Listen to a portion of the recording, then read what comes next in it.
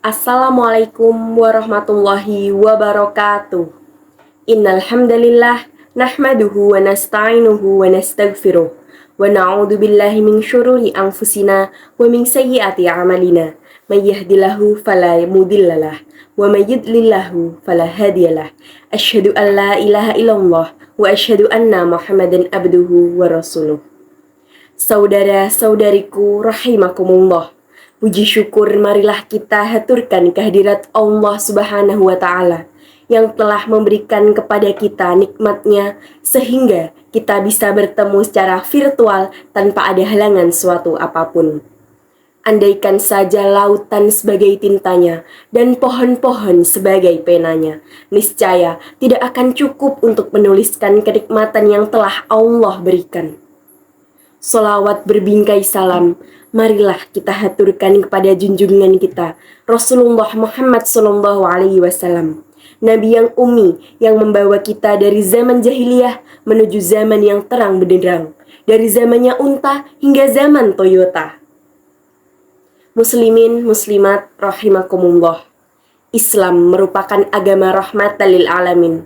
Paradigma tersebut sering diungkapkan sebagai pemahaman bahwa Islam merupakan agama rahmah, agama yang penuh kasih dan sayang, dan kontra pada kekerasan. Kontra terhadap kekerasan terhadap seluruh manusia dan alam semesta.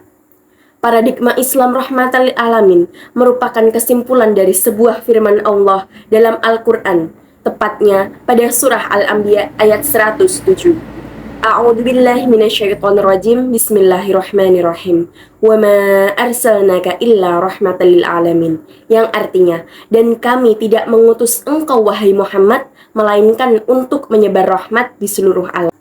Makna alam dalam ayat tersebut bermakna luas, mencakup segala hal selain Allah Subhanahu wa Ta'ala. Hal ini mencakup manusia, hewan, tumbuhan, bahkan jin dan malaikat. Menebarkan rahmat pada manusia dalam konteks ini tidak terbatas pada umat muslim saja, bahkan mencakup terhadap umat non-muslim pula. Salah satu bentuk kasih sayang Rasulullah pada umat non-muslim adalah dengan bersikap adil pada orang yang terzolimi di antara mereka dan mengembalikan hak yang semestinya mereka dapatkan. Dengan jelas, rahmat yang ditebarkan oleh Rasulullah SAW tidak terbatas pada umat muslim saja.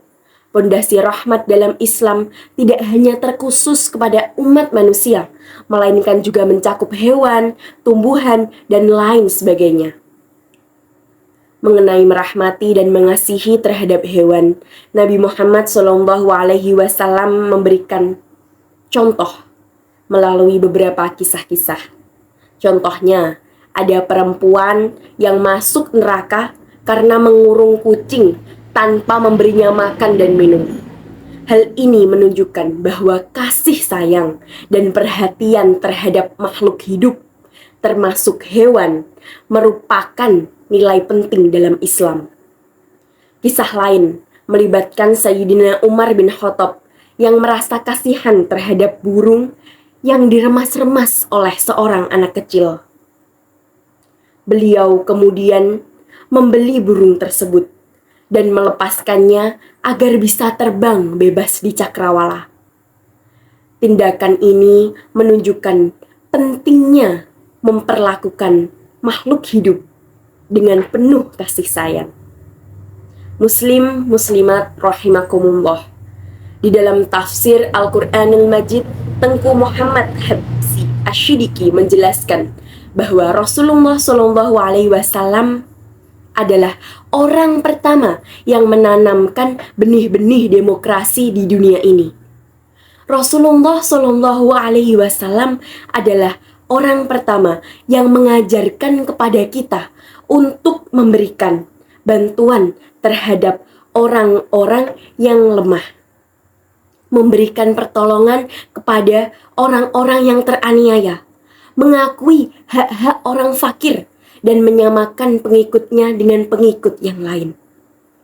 Di dalam surah Al-Anbiya ayat 107 sangat jelas tertulis bahwa Islam merupakan agama rahmatan lil alamin. sebagaimana dipahami bahwa kadar rahmat merupakan bentuk isim nakiroh yang memiliki arti sangat luas. Maka kasih sayang Allah Subhanahu wa Ta'ala yang diberikan kepada seluruh makhluknya sangatlah luas pula. Islam memiliki 3 dimensi, yaitu yang pertama rasional, peduli, dan peradaban. Yang pertama, Islam merupakan agama rasional. Apabila ada doktrin yang menyebutkan bahwa bidadari menunggu para mujahidin di surga, namun dengan cara mengebom tempat-tempat ibadah, maka pernyataan tersebut merupakan pernyataan yang konyol dan irasional. Karena sesungguhnya mujahidin merupakan mereka yang bersungguh-sungguh berjuang di jalan Allah, bukan saling membunuh sesama makhluk Allah.